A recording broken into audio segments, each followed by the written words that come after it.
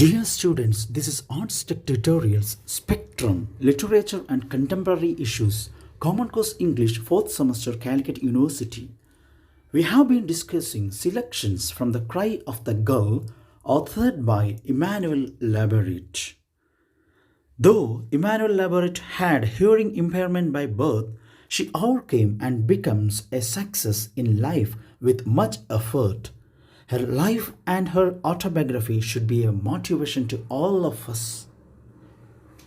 Students, in the previous session, we discussed why Emmanuel Laborit was called as a seagull. Then we found out it was her uncle Fifo claimed and told the family that Laborit might have had hearing problem.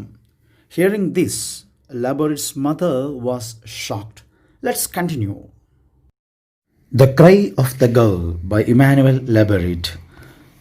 ഈ ഒരു ഭാഗത്താണ് നമ്മൾ കഴിഞ്ഞ ക്ലാസ്സിൽ നിർത്തിയിരുന്നത്. അതായത് തൻ്റെ മകൾ ഡെഫാണെന്ന് അറിഞ്ഞപ്പോൾ അമ്മയ്ക്കുണ്ടായ ഒരു പ്രതികരണം ഇങ്ങനായിരുന്നു. Her mind became frozen. Okay, so let's continue. Here 2 paragraphs ആണ് ഇവിടെ പിൻ ചെയ്തേക്കുന്നത്. ഇവിടെ നമുക്ക് ജസ്റ്റ് എന്നൊരു ഐഡിയ ഒന്ന് കൺവേ ചെയ്യാം. അപ്പോൾ നമുക്കത് അധികം ലെങ്തി ആകാതെ ഈ സെഷൻ നമുക്ക് വൈൻഡപ്പ് ചെയ്യാൻ സാധിക്കും. My parents didn't want to believe it. അപ്പോൾ ഈ ഒരു വിഷയം, തൻ്റെ മകൾ അല്ലെങ്കിൽ ലബോറിറ്റ് ഡെഫാണെന്നുള്ള ആ ഒരു വിഷയം മാതാപിതാക്കൾക്ക് അധികം വിശ്വസിക്കാൻ സാധിച്ചില്ല. They don't like to believe the fact. But then they found out that the deafness was there in their family. പക്ഷെ പിന്നെ അവർക്ക് മനസ്സിലാക്കാൻ സാധിച്ചത് ഈ ഡെഫ്നെസ് എന്ന് പറയുന്ന അല്ലെങ്കിൽ ഈ ബധിരത എന്ന് പറയുന്ന ഈ ഒരു പ്രശ്നം, ഈ ഒരു വിഷയം അവരുടെ ഫാമിലിയിൽ തന്നെ ഉള്ളതായിട്ട് അവർക്ക് മനസ്സിലാക്കുവാൻ സാധിക്കുന്നുണ്ട്. അതാണ് ഈ ഫസ്റ്റ് പാരഗ്രാഫിൽ പറഞ്ഞിരിക്കുന്നത്. ആ ഒരു റിട്ടേൺ ചെയ്തിരിക്കുന്ന ആ ഒരു ഏരിയ നിങ്ങൾ മനസ്സിലാക്കുക. That can be asked for a one word question. ടെക്സ്റ്റിൻ്റെ ബാക്കിൽ ഒരു ക്വസ്റ്റ്യൻ്റെ ഒരു ആൻസറായിട്ട് ഇവിടെ കാണാൻ സാധിക്കും. That I found out my paternal grandparents had been married in the chapel of the National Institute for the Deaf in Bordeaux. So ബോർഡോയിൽ, ഫ്രാൻസിലെ ബോർഡോയിൽ പ്രവർത്തിക്കുന്ന national institute for the deaf എന്ന് പറയുന്ന ആ സ്ഥാപനത്തിലെ ചാപ്പൽ അല്ലെങ്കിൽ അവിടുത്തെ ചർച്ചിൽ വെച്ചിട്ട്, പള്ളിയിൽ വെച്ചിട്ടായിരുന്നു ഈ ഇമ്മാനുവൽ ലാബോറിറ്റിൻ്റെ മുത്തശ്ശിയും മുത്തശ്ശനും വിവാഹിതരായത് എന്ന ആ വസ്തുത അവർക്ക് പിന്നാലെ അവരുടെ മനസ്സിലേക്ക് അവർ ഓർപ്പിച്ചെടുക്കുകയും ചെയ്തു. സോ ഡെഫ്നെസ് എന്ന് പറയുന്ന ഈ ഒരു പ്രശ്നം അവരുടെ കുടുംബത്തിലുണ്ടായിരുന്നു. അവരുടെ ഈ ഇമ്മാനുവൽ ലാബോറിറ്റിൻ്റെ ഗ്രാൻഡ് പാരൻസും ഡെഫായിരുന്നു. ഓക്കെ, എന്നാൽ ഈ ഒരു വിഷയം, ആ ഒരു വിഷയം കാലക്രമേണ ലാബോറിറ്റിൻ്റെ പാരൻസ് ഒരു പക്ഷേ മറക്കുകയോ അല്ലെങ്കിൽ അത് മറച്ചു വയ്ക്കുകയോ ചെയ്തതാകാം. സമൂഹത്തിൽ അത് ഒരു പക്ഷെ അവർ ഹൈഡ് ചെയ്ത് വയ്ക്കുകയൊക്കെ ചെയ്തതാകാം. അതാണ് ഇവിടെ പറഞ്ഞേക്കുന്നത്. പിന്നെ പറഞ്ഞിരിക്കുന്ന മറ്റൊരു കാര്യം, നമ്മുടെ ലബോറിറ്റിനെ സംബന്ധിച്ച്, ബേബി ലബോറിറ്റിനെ സംബന്ധിച്ച് പാരൻസ് വളരെയധികം പ്രൗഡായിരുന്നു. They were proud of not having a little brat who would wake them up in the wee hours of the morning. അതായത് വി അവേഴ്സ് എന്ന് പറഞ്ഞാൽ ഏർലി മോർണിംഗ്, അതിരാവിലെ ഈ കുഞ്ഞ് ലാബോറിറ്റ് എന്ന് പറയുന്ന ഈ കുഞ്ഞു മകള് തൻ്റെ മാതാപിതാക്കളെ എന്ത് ചെയ്യില്ലായിരുന്നു, ഒരു അതിരാവിലെ ഉറക്കത്തിൽ നിന്നും വിളിച്ചെഴുന്നേൽപ്പിച്ച് കരയുകയോ അങ്ങനെയുള്ള ബുദ്ധിമുട്ടുകളൊന്നും ഉണ്ടാക്കുകയില്ലായിരുന്നു. അതിൽ വളരെയധികം ലാബോറിറ്റിൻ്റെ മാതാപിതാക്കൾ ഈ കുഞ്ഞിനെ സംബന്ധിച്ച് വളരെയധികം അഭിമാനിച്ചിരുന്നു. സോ ഈ പാരഗ്രാഫ്സ് നൽകുന്ന ഒരു ആശയം ഇതാണ്. ഒരു സമ്മറി ആയിട്ട് നമുക്ക് ഇതിനെ കൺസിഡർ ചെയ്യാം. Moving on to the next paragraph. Here pediatrician thought I was crazy. അപ്പോൾ ഈ അമ്മ കുഞ്ഞായിരുന്ന എന്നെ ഒരു പീഡിയാട്രിഷ്യൻ്റെ മുമ്പിലേക്ക്, അതായത് a medical practitioner who looks children, ശിശുരോഗ വിദഗ്ധൻ്റെ മുമ്പിലേക്ക് എന്നെ കൊണ്ടുപോവുകയും അദ്ദേഹം വളരെ നല്ല രീതിയിൽ എക്സാമിൻ ചെയ്തതിന് ശേഷം പറഞ്ഞത്, കുട്ടിക്കല്ല കുഴപ്പം, ആർക്കാണ് പ്രശ്നം, ആർക്കാണ് കുഴപ്പമുള്ളത്, അമ്മയ്ക്കാണ് കുഴപ്പമെന്ന് ആ പീഡിയാട്രിഷ്യൻ വിലയിരുത്തുകയാണ് ചെയ്തത്. ബിക്കോസ് പീഡിയാട്രിഷ്യൻ നോക്കുമ്പോൾ ഞാൻ സ്വതവേ എല്ലാ കാര്യങ്ങളോടും പ്രതികരിക്കുന്നുണ്ട്, എല്ലാ ശബ്ദങ്ങളോടും പ്രതികരിക്കുന്നുണ്ട്. പക്ഷേ those noises or those sounds were mixed with vibrations. ആ സൗണ്ട്സിനോടൊപ്പം എന്തും കൂടെ ഉണ്ടായിരുന്നു, വൈബ്രേഷൻസ് കൂടെ ഉള്ളത് കൊണ്ടായിരിക്കാം എനിക്ക് അത്തരത്തിൽ പ്രതികരിക്കുവാൻ സാധിച്ചത്. അതുകൊണ്ട് ഡോക്ടർ ചെയ്യുന്നതിനോടെല്ലാം ഞാൻ പ്രതികരിക്കുന്നുണ്ടായിരുന്നു. ബിക്കോസ് അതിനോടൊപ്പം എന്തുണ്ടായിരുന്നു, വൈബ്രേഷൻസ് കൂടെ വന്നിരുന്നു. ആ വൈബ്രേഷൻസിനോടായിരുന്നു ഞാൻ പ്രതികരിച്ചിരുന്നത്. അപ്പോൾ ഇതെല്ലാം കണ്ടതിന് ശേഷം, മനസ്സിലാക്കിയതിന് ശേഷം ഡോക്ടർ ഇങ്ങനെ വിലയിരുത്തി, കുട്ടിക്കല്ല കുഴപ്പം, അമ്മയ്ക്കാണ് കുഴപ്പമെന്ന്. അപ്പോൾ ഇത് കേട്ടപ്പോൾ കുറച്ചുകൂടെ ഈ പാരൻസിന് കൺഫ്യൂഷൻ ഉണ്ടായി. അതാണ് മറ്റൊരു സെൻറ്റൻസിൽ പറയുന്നത്, എന്നിട്ടും when we clapped our hands next to you or behind you, you didn't turn your head in the direction of the noise. പക്ഷേ ഞങ്ങൾ നിൻ്റെ പിന്നിൽ നിന്നിട്ട് കൈകൾ കൊട്ടുകയോ അല്ലെങ്കിൽ മറ്റെന്തെങ്കിലും ശബ്ദങ്ങൾ ഉണ്ടാക്കുകയോ ചെയ്യുമ്പോൾ you are not at all responding to the sound. You didn't respond when you were called. എൻ്റെ അമ്മയ്ക്ക് പിന്നെ ഒത്തിരി കൺഫ്യൂഷൻസ് ഉണ്ടായി. ബിക്കോസ് ഡോക്ടർ പറഞ്ഞത് നോർമൽ എന്നാണ് പറഞ്ഞത്, ലബോറിറ്റ്. പക്ഷേ അറ്റ് ദ സെയിം ടൈം അമ്മ അല്ലെങ്കിൽ പാരൻസ് എന്തെങ്കിലും ശബ്ദമുണ്ടാക്കുമ്പോൾ ഈ കുട്ടി എന്ത് ചെയ്യുന്നില്ല, പ്രതികരിക്കുന്നില്ല. So my mother had a confusions and she started to think that whether she had any psychological problems. തനിക്കെന്തെങ്കിലും മാനസികമായിട്ടുള്ള പ്രശ്നങ്ങളുണ്ടായിരുന്നോ എന്ന് വരെ അമ്മ ചിന്തിച്ചു തുടങ്ങി. ഇവിടെ ഈ ഒരു സ്ലൈഡിൽ ന്യൂ പാരഗ്രാഫ് നോക്കുക. I set up yet another appointment with him to discuss my concerns. So mother ഇവിടെ റിക്കളക്ട് ചെയ്യുന്നത് ലബോറട്ടറി പറയുവാണ്, അമ്മ എന്തായാലും അവസാനം തീരുമാനിച്ചു എന്തായാലും ഒരിക്കൽ കൂടെ ആ ഡോക്ടറിനെ ഒന്നുകൂടെ കൺസൾട്ടേഷൻ ചെയ്യണം, ഒന്നുകൂടെ കാണണം, എന്നിട്ട് തൻ്റെ എല്ലാ കൺസേൺസും ആശങ്കകളും ഒന്ന് ഷെയർ ചെയ്യണമെന്ന് കരുതി. സോ ഫൈനലി അങ്ങനെ അപ്പോയിൻമെൻറ്റ് എടുത്തു, ഡോക്ടർ മുമ്പിൽ ഇരിക്കുകയാണ്. അപ്പോൾ ഡോക്ടർ പറഞ്ഞത് ഇവിടെ ഇൻവെർട്ടർ കോമയിൽ എഴുതിയിട്ടുണ്ട്, madam I strongly suggest you get counselling. അപ്പോൾ ഡോക്ടർ ഇങ്ങനെയാണ് റിപ്ലൈ ചെയ്തത്, മാഡം, അതായത് അമ്മയെ വിളിച്ചിട്ട് പറയുകയാണ്, it's better to get a counselling as early as possible. എത്രയും പെട്ടെന്ന് തന്നെ നിങ്ങൾക്കാണ് ഒരു വേണ്ടത്, കൗൺസിലിംഗ് വേണ്ടത് എന്ന് അമ്മയോട് പറഞ്ഞു. Okay, then he slammed the door on purpose, and since you just happened to turn around, maybe because you had felt the vibrations or simply because you found his behavior strange, he said, you can clearly see the idea is absurd. ഇത്രയും അപ്പോൾ ഈ counselling ഒക്കെ വേണമെന്ന് പറഞ്ഞുകൊണ്ട് എന്ത് ചെയ്തു, ഡോറിനെ പിടിച്ച് ശക്തിയായിട്ട് ഡോക്ടർ ഇങ്ങനെ വലിച്ചടച്ചു. ഓക്കെ, സ്ലാം ചെയ്തു. അപ്പോൾ അതിൽ നിന്നുണ്ടായ ഒരു വൈബ്രേഷൻ കൊണ്ടാകാം ഈ കുഞ്ഞുമോള് അന്ന് ഞാൻ കുട്ടിയായിരുന്ന ഞാൻ എന്ത് ചെയ്തു, ഇങ്ങനെ ആ ഒരു ഡിറക്ഷനിലേക്ക് ഇങ്ങനെ നാച്ചുറലായിട്ട് തിരിഞ്ഞു നോക്കി. അപ്പോൾ ഇതുകൂടെ കണ്ടപ്പോൾ ഡോക്ടർക്ക് ഒരിക്കൽ കൂടെ ഉറപ്പിച്ചു ഞാൻ നോർമൽ ആയിരുന്നു എന്ന്. സോ നെക്സ്റ്റ് പാരഗ്രാഫ് നോക്കുക. അമ്മ റിക്കളക്ട് ചെയ്ത വേർഡ്സ് ഇങ്ങനെ, I am angry at him and at myself for having believed him. So ഞാൻ ആ ഡോക്ടറിനോട് വളരെയധികം എൻ്റെ മനസ്സിൽ ദേഷ്യമുണ്ടായി. മാത്രമല്ല ഞാൻ അദ്ദേഹത്തെ വിശ്വസിച്ചു പോയി എന്നുള്ളതിൽ എനിക്ക് പിന്നെ വളരെയധികം ദേഷ്യം ഉണ്ടായി. Okay, so that's all about this paragraphs. Next, ഇനി അതിലൊരു കാര്യം കൂടെ പറയുന്നത്, we observed you constantly, we whistled, called you, slammed doors, watched you clap your hands and sway as though you were dancing to the music. So ഞാൻ പലതരത്തിൽ പല സമയത്തായിട്ട് എന്ത് ചെയ്തു, ഈ അമ്മ മകളെ നിരീക്ഷിച്ചു കൊണ്ടേയിരുന്നു. ഒബ്സർവ്ഡ് ദിസ് ലബോറേറ്റ്, ബേബി ലബോറേറ്റ് കോൺസ്റ്റൻ്റ്ലി, തുടർച്ചയായിട്ട് ഇങ്ങനെ ഒബ്സർവ് ചെയ്തു. വിസിലി ചെയ്ത് നോക്കി, വിളിക്കുന്നുണ്ട്, അതുപോലെ ഡോസ് വലിച്ചടച്ചിട്ട് പിന്നെ നോക്കുന്നുണ്ട് പ്രതികരിക്കുന്നുണ്ടോ ഇല്ലയോ, പിന്നെ മ്യൂസിക് ഇടുന്നുണ്ട്, അതുപോലെ കൈകൾ കൊട്ടുന്നു, അങ്ങനെ പലതരത്തിലൂടെ എന്ത് ചെയ്യുന്നുണ്ട്, ഈ കുഞ്ഞായ ലബോറേറ്റിനെ നിരീക്ഷിച്ചു കൊണ്ടിരുന്നു. സോ ഒരു സമയത്ത് ഒരു മിനിറ്റ് വിചാരിക്കും ഈ കുട്ടിക്കൊരു കുഴപ്പമില്ല, നോർമലാണ്, ഒരു പ്രശ്നവുമില്ല. ബട്ട് ദ നെക്സ്റ്റ് മിനിറ്റ്, അടുത്ത സമയത്ത് വിചാരിക്കും അയ്യോ എന്തോ കുഴപ്പമുണ്ടല്ലോ, കൈകൾ കൊട്ടിയപ്പോൾ എന്ത് ചെയ്യുന്നില്ല, തിരിഞ്ഞു നോക്കുന്നില്ല, പ്രതികരിക്കുന്നില്ല, പക്ഷേ മറ്റെന്തെങ്കിലും ചെയ്യുമ്പോൾ പ്രതികരിക്കുന്നുണ്ട്. So we were totally confused. അപ്പോൾ ലബറിൻ്റെ അമ്മ റിക്കളക്ട് ചെയ്യുകയാണ്, ഞങ്ങൾ തീർത്തും കൺഫ്യൂസ്ഡ് ആയിപ്പോയി, എന്ത് ചെയ്യണമെന്ന് അറിയാത്തൊരവസ്ഥ. Moving on to the next paragraph. When you were 9 months old, I took you to a specialist. So കുഞ്ഞായിരുന്ന എൻ്റെ അമ്മ 9 മാസം പ്രായമായപ്പോൾ, എനിക്ക് 9 മാസം പ്രായമായപ്പോൾ എന്നെ ഒരു സ്പെഷ്യലിസ്റ്റിൻ്റെ മുൻപാകെ കൊണ്ടുപോയി. So please remember this red and words. 9 months old ആയിരുന്നപ്പോഴാണ് സ്പെഷ്യലിസ്റ്റിൻ്റെ അരിയിലേക്ക് എന്നെ കൊണ്ടുപോയത്. He lost no time in telling me you had been born profoundly deaf. It was a tremendous shock. I couldn't accept it, and neither could your father. We kept telling ourselves it is a misdiagnosis. There's no way. We went to see another specialist. I was hoping he'd grin, reassure us, and send us home. So 9 മാസം പ്രായമായപ്പോൾ എന്നെ ഒരു സ്പെഷ്യലിസ്റ്റിൻ്റെ അരികിലേക്ക് കൊണ്ടുപോയി. Okay, ഈ deafness ഒക്കെ നോക്കുന്ന ഒരു വിദഗ്ധനായ ഒരു വ്യക്തിയുടെ അരികിലേക്ക് കൊണ്ടുപോയി. അദ്ദേഹത്തിന് ഒട്ടും സമയം വേണ്ടി വന്നില്ല. എന്നെ കണ്ടപ്പോൾ അല്ലെങ്കിൽ കുറച്ച് സമയം ചെയ്തപ്പോൾ തന്നെ മനസ്സിലായി ഞാൻ ആരാണ്, ജന്മനാ എനിക്ക് ഹിയറിംഗ് പ്രശ്നമുണ്ട് എന്ന്. ഇത് കേട്ടപ്പോൾ that was actually tremendous shock. to my parents. Okay, പിന്നെ വിചാരിച്ചു എന്തായാലും പാരൻസ് കരുതി ഒരാളല്ലേ പറഞ്ഞത്, ഇനി മറ്റൊരാളുടെ അരികിലേക്ക് കൊണ്ടുപോകാമെന്ന് കരുതുന്നു. നെക്സ്റ്റ് പാരഗ്രാഫ് നോക്കുമ്പോൾ we can see then we went to Trousseau hospital with your father. അച്ഛനോടൊപ്പം ഞങ്ങൾ മറ്റൊരു ഹോസ്പിറ്റലിലേക്ക് പോയി. During the examination, they made you listen to sound so loud, they practically pierced my eardrums. So അവർ വൈഡായിട്ട് examinations ഒക്കെ conduct ചെയ്തു, പലതരം പരിശോധനകൾ നടത്തി, ശക്തമായ ശബ്ദങ്ങൾ പുറപ്പെടുവിച്ചു. ആ ശബ്ദങ്ങൾ കേൾക്കുമ്പോൾ അമ്മ പറയുവാണ് എൻ്റെ ഇയർ ഡ്രംസ് തന്നെ എന്ത് ചെയ്യുന്നുണ്ടായിരുന്നു, പ്യൂഴ്സ് ചെയ്യുന്നുണ്ട്, തുളയ്ക്കുന്നുണ്ടായിരുന്നു. പക്ഷേ ഈ കുഞ്ഞായ ലബോറിറ്റിന് ഒരിക്കലും അത് കേൾക്കുവാൻ സാധിച്ചില്ല. അതിനോട് ആ ശബ്ദങ്ങളോട് ഒട്ടും പ്രതികരിക്കുവാനും ഈ ലബോറിറ്റിന് സാധിച്ചില്ലായിരുന്നു. You were sitting on my lap and that's when I realised it was true. I asked the specialist 3 questions.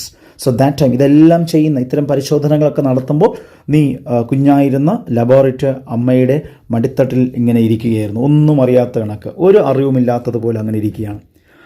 Finally parents or especially mother came to accept the fact that I was a deaf, that ഞാനൊരു ഡെഫാണ് എന്ന് ആ സമയത്ത് അമ്മ മനസ്സിലാക്കുന്നു അല്ലെങ്കിൽ അംഗീകരിക്കുകയാണ്. So അതെല്ലാം കഴിഞ്ഞതിന് ശേഷം my mother asked the specialist 3 questions. 3 ചോദ്യങ്ങൾ എൻ്റെ അമ്മ ചോദിച്ചു. What were the 3 questions? Next slide. First question ഇതായിരുന്നു, ഞാൻ റെഡൺ ചെയ്തിട്ടുണ്ട്. Will she talk? എൻ്റെ മകൾ സംസാരിക്കുമോ? Will she talk? Yes, but it will take a long time. Specialist replied in this way, സംസാരിക്കും, പക്ഷെ അത് കുറച്ച് അധിക സമയം എടുക്കും. What should we do? ഡോക്ടറിനോട് ആ വ്യക്തിയോട് ചോദിക്കുകയാണ്, ഞങ്ങൾ എന്താ ഇനി ചെയ്യേണ്ടത്? അപ്പോൾ റിപ്ലൈ ഇങ്ങനെയായിരുന്നു, have her fitted with a hearing aid and get her into speech therapy as soon as possible. Avoid sign language at all costs. അപ്പോൾ ഞങ്ങൾ എന്ത് ചെയ്യണമെന്നുള്ളൊരു ചോദ്യത്തിന് റിപ്ലൈ ആയിട്ട് സ്പെഷ്യലിസ്റ്റ് നൽകിയത്, ഒരു ഹിയറിംഗ് എയ്ഡ് എത്രയും പെട്ടെന്ന്, അതായത് ഈ നമുക്ക് ശ്രവണ സഹായി ഒരു യന്ത്രമുണ്ട്, അത് ഘടിപ്പിക്കണം ചെവിയിൽ. എന്നിട്ട് എന്ത് ചെയ്യുക, സ്പീച്ച് തെറാപ്പിക്ക് വേണ്ടിയിട്ട് ഈ മകളെ മറ്റൊരു ഇൻസ്റ്റിറ്റ്യൂട്ടിലേക്ക് പറഞ്ഞു വിടുക. അപ്പോൾ സ്പീച്ച് തെറാപ്പിയൊക്കെ ചെയ്യുമ്പോൾ തീർച്ചയായിട്ടും കുറച്ച് കാലത്തിന് ശേഷം സംസാരിക്കും. പക്ഷേ എന്നാൽ സൈൻ ലാംഗ്വേജ് എന്ത് ചെയ്യണം, അവോയ്ഡ് ചെയ്യണം. സൈൻ ലാംഗ്വേജ് ഒരിക്കലും പഠിപ്പിക്കരുത്. തേർഡ് ക്വസ്റ്റ്യൻ ഇങ്ങനായിരുന്നു, is there any way I could meet some deaf adults? എന്നിട്ട് ആ മാതാവ് ഇങ്ങനെ ചോദിച്ചു, എനിക്ക് ഏതെങ്കിലും വഴിക്ക് ജന്മന ബധിരയായ ഇപ്പോൾ മുതിർന്ന ഒരു വ്യക്തിയെ കാണാൻ സാധിക്കുമോ? അതായത് ജന്മന ബധിരയാണ്, പക്ഷേ ഇപ്പോൾ അഡൾട്ടായ ഒരു വ്യക്തിയെ എനിക്ക് കണ്ട് കാര്യങ്ങൾ ഒന്നുകൂടെ സംസാരിച്ച് മനസ്സിലാക്കുവാൻ സാധിക്കുമോ? സോ അതിന് സ്പെഷ്യലിസ്റ്റ് റിപ്ലൈ ചെയ്തു, that wouldn't be a good idea. They belong to a generation that didn't have early training. You would be disappointed and discouraged. അപ്പോൾ സ്പെഷ്യലിസ്റ്റ് നെഗറ്റീവായിട്ടാണ് റിപ്ലൈ ചെയ്തത്. അതൊരിക്കലും നല്ലൊരു ആശയമല്ല, അങ്ങനെ കാണും നല്ലതല്ല. ബിക്കോസ് അവർ മുൻ തലമുറയിലുള്ളവരാണ്. ഒരു പക്ഷേ അവർക്ക് നല്ല ട്രെയിനിങ് ലഭിക്കാത്തതുകൊണ്ട് അത്രയും അവരിൽ നിന്ന് നല്ലൊരു റിസൾട്ട് ലഭിക്കുകയില്ല. ചിലപ്പോൾ അവരോട് സംസാരിക്കുമ്പോഴോ അല്ലെങ്കിൽ കാണുമ്പോഴോ നിങ്ങൾ കുറച്ചുകൂടെ നിരാശരാകുവാൻ സാധ്യതയുണ്ടെന്ന് പറഞ്ഞ് സ്പെഷ്യലിസ്റ്റ് ഞങ്ങളെ എന്ത് ചെയ്തു, ഡിസ്കറേജ് ചെയ്തു. Next, so 3 questions please remember. ഇതൊരു ടെക്സ്റ്റിൻ്റെ ബാക്കിലുള്ള ഒരു ക്വസ്റ്റ്യൻ്റെ ആൻസറായിട്ട് നമുക്ക് കരുതാം. Your father was completely overcome. I cried. Where had this curse come from? Was it genetic? Had it been cursed by an illness during pregnancy? I felt guilty, and so did your father. We tried to no avail to find out who might have been deaf on one side of the family or the other. So പിന്നെ normally ഒരു പ്രശ്നം ഉണ്ടായിക്കഴിഞ്ഞാൽ നമ്മൾ പെട്ടെന്ന് കുടുംബക്കാരിലേക്കാണ് തിരിയുന്നത്. ഇവിടെയും അങ്ങനെ തന്നെയാണ്. ഈ പാരൻസിന് വളരെയധികം വിഷമമായി, അവർ ഷോക്ക്ഡായിരുന്നു, അവർ കരഞ്ഞു, വളരെയധികം വിഷമിച്ചു. പിന്നെ അവർ കരുതിയത് ഒരു കേഴ്സ് ആണെന്ന്. They considered this deafness as a curse. അപ്പോൾ ഈ ശാപം എവിടെ നിന്നാണ് വന്നത്? ഇതൊരു ജനറ്റിക് ആണോ, പാരമ്പര്യമായിട്ട് വന്നതായിരുന്നു? ബിക്കോസ് ഓൾറെഡി വി ഡിസ്കസ്ഡ് ഇങ്ങനെ ഡെഫ്നെസ് എന്ന് പറയുന്ന ഇഷ്യൂ അവരുടെ മുത്തശ്ശന്മാരിൽ ഉണ്ടായിരുന്നതെന്ന് പറഞ്ഞു. പാരമ്പര്യമായിരുന്നു, പക്ഷെ അങ്ങനെയുള്ള ശാസ്ത്രീയപരമായിട്ടുള്ള വകയിരുത്തലുകളൊന്നുമില്ല. എനിവേ, അല്ലെങ്കിൽ ഇത് പ്രഗ്നൻസി, ഈ കുഞ്ഞിനെ ഗർഭിണിയായിരുന്നപ്പോൾ സംഭവിച്ച എന്തെങ്കിലുമൊക്കെ ഇഷ്യൂസിൻ്റെ ഫലമായിട്ടായിരുന്നു. സോ അവർ തന്നെ സ്വയം ഇങ്ങനെയുള്ള ചില ഫൈൻഡിങ്സ് കണ്ടെത്തുകയും ഇങ്ങനെ സ്വയം അവർ എന്ത് ചെയ്യുകയാണ്, ഗിൽറ്റി ഫീലിംഗ് ഉണ്ടാവുകയും ചെയ്യുകയാണ്. I felt guilty and so did your father. അമ്മ പറയുവാണ്, ഞങ്ങൾക്ക് വളരെയധികം ഒരു കുറ്റബോധം തോന്നി. മാത്രമല്ല എനിക്കും എൻ്റെ അച്ഛനും അതുപോലെ കുറ്റബോധം തോന്നി. ഓക്കെ, സോ ഈ ഒരു വിഷയം ഒന്ന് മനസ്സിലാക്കുക. കാര്യം പൊതുവേ എന്തെങ്കിലുമൊക്കെ ഇങ്ങനെയുള്ള പ്രശ്നങ്ങളുണ്ടാകുമ്പോൾ നമ്മൾ എന്ത് ചെയ്യും? സ്വയം നമ്മൾ ഫാമിലി മാറ്റേഴ്സാണോ, പാരമ്പര്യമാണോ, അല്ലെങ്കിൽ ശാപമാണോ എന്നൊക്കെ ചിന്തിക്കാറുണ്ട്. I can understand the shock my parents suffered from all that. Parents of deaf children always want to assign guilt. എനിക്ക് ഇപ്പോൾ ലബോറിറ്റ് പറയുവാണെങ്കിൽ എനിക്ക് തീർച്ചയായിട്ടും അവരന്ന് സഫർ ചെയ്ത ആ വേദനകൾ എനിക്കിപ്പോൾ മനസ്സിലാക്കാൻ സാധിക്കുന്നുണ്ട്. തീർച്ചയായിട്ടും ഇങ്ങനെയുള്ള ബധിരരായ കുട്ടികളുടെ മാതാപിതാക്കൾ സ്വയമായിട്ട് അവർ എന്ത് ചെയ്യാറുണ്ട്? കുറ്റബോധത്തിന് അടിമപ്പെടാറുണ്ട്. ബട്ട് അങ്ങനെ ഒരിക്കലും they are always looking next for the guilty party, but blaming one parent or the other for a child's deafness is horrible for the child. It shouldn't happen. They still don't know why I am deaf and never will, and it's probably better that way. അപ്പോൾ ലാബോറേറ്റ് ഇവിടെ ഒരു message കൂടെ പറയുവാണ്, നമ്മൾ ഒരിക്കലും we should not blame either mother or father or their family. അവരുടെ family മെമ്പേഴ്സിനെയോ അല്ലെങ്കിൽ പാരൻസിനെയോ ഒന്നും ഒരിക്കലും ബ്ലെയിം ചെയ്യാൻ പറ്റത്തില്ല, അങ്ങനെ സംഭവിക്കാനും പാടില്ല. മാത്രമല്ല അവർക്കിപ്പോഴും അറിയില്ല ഇത് അച്ഛൻ്റെ പ്രശ്നം കൊണ്ടാണോ അല്ലെങ്കിൽ മദറിൻ്റെ ഫാമിലി കൊണ്ടാണോ, എന്താണ് ഇതിൻ്റെ റിയൽ റീസൺ എന്ന് അവർക്ക് അറിയില്ല. അതറിയാതിരിക്കുന്നതാണ് ഏറ്റവും നല്ലത്. My mother says she didn't know what to do with me. She would look at me but couldn't come up with any activities to create a bond between us. So ഇവിടെ അമ്മയുടെ മാനസികമായിട്ടുള്ള വിഷമങ്ങൾ ഇവിടെ ലബോറിറ്റ് എഴുതി ചേർത്തിട്ടുണ്ട്. എൻ്റെ അമ്മ പറഞ്ഞിരുന്നു, പിന്നിലൊരിക്കലോ പറഞ്ഞിരുന്നു, എനിക്ക് ആ സമയത്ത് വല്ലാത്തൊരു ഷോക്കായിരുന്നു. ഇനി ഈ കുഞ്ഞിനെ കൊണ്ട് എന്ത് ചെയ്യണമെന്നറിയില്ല. മാത്രമല്ല ഞാനുമായിട്ടൊരു നല്ലൊരു ബന്ധം, വൈകാരിക ബന്ധം ഉണ്ടാക്കിയെടുക്കുവാൻ അമ്മ വളരെയധികം പരിശ്രമിച്ചിരുന്നു, വളരെയധികം ബുദ്ധിമുട്ടിയിരുന്നു. ഓക്കെ, I can't, പാരഗ്രാഫിൻ്റെ ലാസ്റ്റ് സെൻറ്റൻസ് പറയുകയാണ്, I can't even tell her I love her and anymore because she can't hear. അമ്മ പറയുവാണ്, നിന്നെ എനിക്ക് ഇഷ്ടമാണ്, എനിക്ക് നിന്നെ വളരെയധികം ഇഷ്ടമാണ്, ഐ ലവ് യു എന്ന് പറയുവാനായിട്ട് എനിക്ക് സാധിക്കുന്നില്ല, മനസ്സുകൊണ്ട് സാധിക്കുന്നില്ല. ബിക്കോസ് നിനക്ക് ഞാൻ അഥവാ പറഞ്ഞാൽ തന്നെ അത് കേൾക്കുവാനോ മനസ്സിലാക്കിയെടുക്കുവാനോ സാധിക്കുകയില്ലായിരുന്നു. She was in a state of shock, stunned. She couldn't think rationally. എൻ്റെ അമ്മ തീർത്തും ഷോക്ക്ഡ് ആയിരുന്നു, എന്ത് ചെയ്യണമെന്നറിയാതെ വല്ലാത്ത അവസ്ഥയിൽ സ്റ്റണ്ടായിരുന്നു. I have strange memories of my early childhood. It just chaos in my head, a series of completely unrelated images like film sequences edited together with long strips of blank film, giant lost spaces. So ഇവിടെ തൻ്റെ early ചൈൽഡ്ഹുഡിനെ കുറിച്ച് ലബോറിറ്റ് ഒന്ന് recollect ചെയ്യാൻ ശ്രമിക്കുകയാണ്. അതായത് ഒരു അസാധാരണമായ വിചിത്രമായ കുറേ മെമ്മറീസ് മാത്രമേ, ഓർമ്മകൾ മാത്രമേ എനിക്കുള്ളൂ. അതിങ്ങനെ വല്ലാത്ത രീതിയിൽ ഒരു പുകമറ പോലെ എൻ്റെ ഓർമ്മയിലുണ്ട്, എൻ്റെ തലയിലുണ്ട്. പക്ഷെ അതെല്ലാം അൺറിലേറ്റഡ് ഇമേജസ് ആണ്. ഒരിക്കലും അതിനെ എനിക്ക് ചേർത്ത് വയ്ക്കുവാനോ പരസ്പര ബന്ധമില്ലാത്ത കുറേ ചിത്രങ്ങളായിട്ട്, കുറേ പടങ്ങളായിട്ട് ഇങ്ങനെ നിൽക്കുകയാണ്. ഓക്കെ, എനിക്കത് പൂർണ്ണമായിട്ടും അത് വിവരിച്ച് തരുവാനായിട്ട്, ഓർമ്മകൾ കോർത്തിണക്കിക്കൊണ്ട് എനിക്ക് നല്ലൊരു ചിത്രമായിട്ട് നിങ്ങളുടെ മുമ്പിൽ വെക്കുവാൻ സാധിക്കുന്നില്ല. My life up to age 7 is full of gaps. 7ാം വയസ്സ് വരെ, ഒരു പക്ഷേ only from 7th age onwards she could study something, she could catch something in her own language. തൻ്റെ ഭാഷയിൽ കുറച്ചെങ്കിലും മനസ്സിലാക്കുവാനും പഠിക്കുവാനൊക്കെ സാധിച്ചത് 7th ഏജ് മുതലൊക്കെ ആയിരിക്കാം. സോ അതുവരെയുള്ള തൻ്റെ ജീവിതം എന്ന് പറഞ്ഞാൽ ഫുൾ ഓഫ് ഗ്യാപ്സ് ആയിരുന്നു, ഫുൾ ഓഫ് കുറേ ഗ്യാപ്പുകൾ, കുറേ വിടവുകളും കുറേ നിർത്തലുകളും ഒക്കെ ആയിരുന്നു. അത് കണ്ടിന്യൂസ് ആയിട്ട് സ്ട്രീം ഓഫ് തോട്ട്സ് ആയിട്ട് എടുക്കുവാനായിട്ട് സാധിക്കുന്നില്ല. I only have visual memories like flashbacks, images whose time frame I can't place. I believe there was no sense whatsoever of time progression in my mind during that period. Past, future, everything was on the same time-space line. Mother would say yesterday, but I didn't understand where or what yesterday was.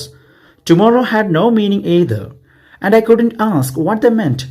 So in this way, നമ്മുടെ ലബോറിറ്റ് ചില കാര്യങ്ങളൊക്കെ recollect ചെയ്യാൻ ശ്രമിക്കുകയാണ്. Actually ഇവിടെ പറയുന്നത് 7ാം വയസ്സ് വരെ ഒന്നും അറിയുന്നില്ല, മാത്രമല്ല ഒരു ടൈം ഫ്രെയിം വയ്ക്കുവാൻ സാധിക്കുന്നില്ല എന്നുള്ളതാണ്. നമ്മളൊക്കെ എന്ന് പറഞ്ഞാൽ we fixed our experience, our past experience to a particular time, like yesterday, last week or 2 days back, ഇങ്ങനെയൊക്കെ നമ്മൾ പറയും. അതായത് നമ്മുടെ സംഭവങ്ങളൊക്കെ, നമ്മുടെ ജീവിതത്തിലുണ്ടായ അനുഭവങ്ങളും സംഭവങ്ങളൊക്കെ നമ്മൾ വിവരിക്കുന്നത് നമ്മൾ സമയബന്ധിതമായിരിക്കും, ഒരു സമയം വെച്ചുകൊണ്ടായിരിക്കാം. കഴിഞ്ഞ ദിവസം അല്ലെങ്കിൽ കഴിഞ്ഞ ആഴ്ച, 2 ദിവസം മുൻപ്, ഇങ്ങനെയൊക്കെ പറഞ്ഞിട്ടായിരിക്കും നമ്മൾ എന്ത് ചെയ്യുക, നമുക്കുണ്ടായ അനുഭവങ്ങളും നമ്മുടെ ഇന്നത്തെ അവസ്ഥയും നാളത്തെക്കുറിച്ചൊക്കെ ഉള്ള കാര്യങ്ങൾ. ഇപ്പോൾ ഞാൻ പറയുമ്പോൾ തന്നെ അവിടെ നാളെ എന്നൊക്കെ പറയുന്ന ഒരു ടൈം ഫ്രെയിമാണ്. ബട്ട് ഇമ്മാനുവൽ ലാബോറേറ്റിന് തൻ്റെ 7-ാം വയസ്സ് വരെയുള്ള സമയത്തെ അങ്ങനെ സമയം വെച്ചുകൊണ്ടൊന്നും പറയാൻ സാധിക്കുന്നില്ല. തൻ്റെ പാസ്റ്റ് അല്ലെങ്കിൽ തൻ്റെ ഫ്യൂച്ചർ, തൻ്റെ പ്രസൻറ്റ് ഒക്കെ കുറേ ചിത്രങ്ങളായിട്ട് മാത്രമേ കാണുന്നുള്ളൂ. അമ്മ യെസ്റ്റർഡേ എന്നും ടുമോറോ എന്നും ഒക്കെ പറയും, ഇന്നലെ എന്നൊക്കെ പറയും. പക്ഷേ എനിക്ക് യെസ്റ്റർഡേ എന്താണെന്ന് അറിയില്ല, ടുമോറോ എന്ന് പറഞ്ഞാൽ എന്താണെന്ന് അറിയില്ലായിരുന്നു. സോ അങ്ങനെ ടൈം ഫ്രെയിം, ഒരു ഫിക്സിഡിറ്റി, എനിക്ക് ടൈമിൽ ഒരു ഫിക്സ് ചെയ്യാനായിട്ട് എനിക്ക് സാധിക്കുന്നില്ലായിരുന്നു. പിന്നെ ആ സമയത്ത് there was daylight and the darkness of night and that was it. Actually daylight, പകൽ വെളിച്ചമുണ്ടായിരുന്നു, രാത്രി ഉണ്ടായിരുന്നു. ഇത് മാത്രമേ എനിക്കറിയാമായിരുന്നുള്ളൂ. ഓക്കെ, സോ ഈ actually I was totally unaware of time passing. സമയം ഇങ്ങനെ മുന്നോട്ട് പോകുന്നതിനെക്കുറിച്ച് എനിക്ക് യാതൊരു അറിവും ഇല്ലായിരുന്നു. I had no knowledge because അതിനെക്കുറിച്ച് എനിക്ക് ആ സമയമൊന്നും ഞാൻ പഠിച്ചിട്ടില്ലായിരുന്നു. ഓക്കെ, so next on this slide another paragraph. I still can't assign dates to things during the period from my birth to age 7. ഞാൻ നേരത്തെ പറഞ്ഞതാണ്, ഒരു ക്രോണോളജിക്കൽ ഓർഡർ എന്ന് പറയുന്നത് ഒരു സമയക്രമത്തിൽ എനിക്ക് എൻ്റെ ജീവിതത്തിൽ സംഭവിച്ച കാര്യങ്ങളെ എനിക്ക് 1 by 1 ആയിട്ട് പറയാനായിട്ട് സാധിക്കില്ല. Time was in A halting pattern. അതായത് സമയം എനിക്കിങ്ങനെ നിന്നത് പോലെ ആയിരുന്നു. ആക്ച്വലി ഏജ് 7 വരെയാണ്, 7th ഏജ് വരെ എനിക്ക് സമയക്രമമായിട്ടൊന്നും പറയാൻ സാധിക്കുന്നില്ല. I just experience things as they happened. May be there are memories buried in my head, but I don't no in what order they happened or how old I was. I can't place dum. അപ്പോൾ ഒത്തിരി സംഭവങ്ങളൊക്കെ എൻ്റെ മനസ്സിൽ ഇങ്ങനെ, എൻ്റെ ഹെഡിൽ, എൻ്റെ മെമ്മറിയിൽ ഇങ്ങനെ ബറി ചെയ്ത് കിടപ്പുണ്ട്, അടക്കം ചെയ്ത് വച്ചിട്ടുണ്ട്. പക്ഷേ അത് ഒരു സമയക്രമത്തിൽ എനിക്ക് കൊണ്ടുവരുവാനോ അതെന്താണ്, ഏതുമായി ബന്ധപ്പെട്ടിരിക്കുന്നു, നോ ഐഡിയ, എനിക്കൊന്നും പറയാൻ സാധിക്കില്ല. I lived each as an isolate experience. ഓരോ സംഭവങ്ങളും എനിക്ക് ഐസൊലേറ്റഡ് ആയിട്ട് പ്രത്യേകം ഒറ്റപ്പെട്ട സംഭവങ്ങളായിട്ടേ പറയാൻ പറ്റുന്നുള്ളൂ. That's why in trying to reassemble the puzzle of my early childhood so I could write about it I found only fragments of images. Please try to understand, please remember the word fragments of images. So എന്തൊക്കെ ഞാൻ എൻ്റെ early ചൈൽഡ്ഹുഡിൽ സംഭവിച്ച കാര്യങ്ങൾ എഴുതാൻ കഴിയുന്നുണ്ടോ അതെല്ലാം ഒരു pieces of images എന്ന് പറയുമ്പോൾ പരസ്പര ബന്ധമില്ലാത്ത കുറേ ചിത്രങ്ങളുടെ കുറേ പകർപ്പുകൾ മാത്രമേ എനിക്ക് വയ്ക്കുവാൻ സാധിക്കുന്നുള്ളൂ. അത് വെച്ച് എനിക്ക് എക്സ്പ്ലെയിൻ ചെയ്യാൻ ഒന്നും കഴിയുന്നില്ല. Other perceptions dwell in a turmoil that is out of memory's range. They are locked in that period of solitude behind that wall of silence when words were mysterious and language was absent. And yet I was able to manage. I don't know how, but I did. So ഇവിടെ ആ ഒരു behind that wall of silence, അതായത് നിശബ്ദ ചുവരുകൾക്ക് പിന്നിലായിട്ട് എൻ്റെ എല്ലാ കാര്യങ്ങളും ഇങ്ങനെ locked ആയിരിക്കുകയാണ്. ബിക്കോസ് എല്ലാം നിശബ്ദമായിരുന്നു. വാക്കുകൾ ഒരിക്കലും എൻ്റെ ജീവിതത്തിൽ അതുവരെയും വന്നിട്ടില്ലായിരുന്നു. So up to a period of my life, up to a certain period of my life, language was absent, words were mysterious. വാക്കുകളൊക്കെ നിഗൂഢമായിരുന്നു, എനിക്ക് എല്ലാം സീക്രട്ട് ആയിരുന്നു. I had no knowledge. Okay, so language എനിക്കില്ലാത്തത് കൊണ്ട് എനിക്കൊരു കാര്യവും എനിക്ക് അറിവായിട്ട് ലഭിച്ചിട്ടില്ലായിരുന്നു. കുറേ ചിത്രങ്ങൾ മാത്രമേ എൻ്റെ മനസ്സിൽ ഉള്ളൂ. എനിക്ക് but yet I was able to manage. പക്ഷേ എനിക്ക് എങ്ങനെയൊക്കെ ഞാൻ മാനേജ് ചെയ്ത് പോയിരുന്നു. But I don't know how, എങ്ങനെയാണെന്ന് എനിക്കറിയില്ല മാനേജ് ചെയ്ത്, but I did. So in the next paragraph you can see mother is actually recollecting the experiences. അതായത് അമ്മ ഈ ലബോറട്ടറിൻ്റെ ബെഡിൻ്റെ അരികിൽ ഇരിക്കും. എന്നിട്ട് ചില സമയങ്ങളിലൊക്കെ അടുക്കളയിലേക്ക്, കിച്ചണിലേക്ക് പോകുന്നു, തിരിച്ചു വരുന്നു. അപ്പോൾ ഈ പോകുന്നു തിരിച്ചു വരുന്നു എന്നുള്ള ഈ 2 ചിത്രങ്ങൾ മാത്രമേ ലബോറട്ടറിൻ്റെ മനസ്സിലുണ്ടാകുകയുള്ളൂ. അല്ലാതെ അതിനെ കണക്ട് ചെയ്തുകൊണ്ട് പോയിട്ട് വന്നു എന്നുള്ള ഒരു രീതിയിലേക്ക് ലബോറട്ടറിന് കണക്ട് ചെയ്ത് ലിങ്ക് ചെയ്യാനായിട്ട് സാധിക്കില്ലായിരുന്നു. സോ ഈ കാര്യവും അമ്മ എന്ത് ചെയ്യാണ്, ലബോറട്ടറിന് പിന്നൊരു സമയത്ത് പറഞ്ഞു കൊടുക്കുകയാണ് ഉണ്ടായത്. Mummy disappearing and mummy coming back and there was no link between the two. ഈ പോകുന്നു എന്നുള്ള ആ ചിത്രവും വന്ന ആ ചിത്രവും മാത്രമേ ലബോറട്ടറിന് മനസ്സിലാകുന്നുള്ളൂ. അല്ലാതെ കിച്ചണിലേക്ക് പോയത് ഈ ഒരു കാര്യത്തിന് വേണ്ടിയിട്ടായിരുന്നു. അതിനുശേഷം ഇത് അമ്മ വരുന്നു എന്നുള്ള ആ ഒരു കണക്ട് ചെയ്യാനായിട്ട് ഒരിക്കലും ലബോറട്ടറിന് സാധിച്ചില്ലായിരുന്നു. So these are some experiences that Laborit had when she was in her early childhood. അപ്പോൾ പൊതുവേ നമുക്കൊന്നും ഇത്തരത്തിലുള്ള ഒരു എക്സ്പീരിയൻസസ് ലഭിക്കാത്തതുകൊണ്ട് sometimes it seems strange to us. But ലബോറട്ടറിനെ സംബന്ധിച്ച് ഇതൊക്കെ വല്ലാത്തൊരു ഫീലിംഗ് ഉണർത്തുന്ന എക്സ്പീരിയൻസസ് ഒക്കെ ആയിരുന്നു. So I would like to stop here. Next session, we can complete the rest of the chapter, the selections from the cry of the gull. Have a nice learning day. Bye.